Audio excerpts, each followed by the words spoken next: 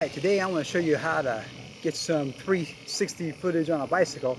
First you mount it to your bicycle and then find somewhere relatively straight so the footage won't be too bumpy. So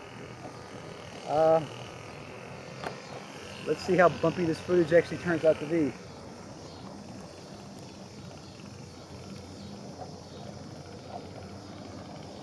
Let's come about this way.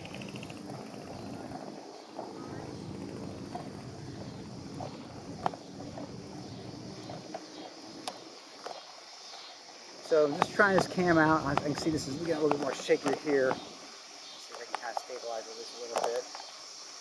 And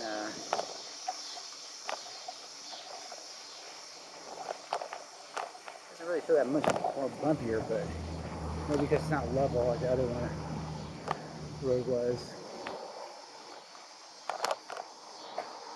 I think this is a pretty cool camera. So anyways, that's how you can bike around with your 360 camera and take some really cool footage. As always, rock and roll, and of course it does compute.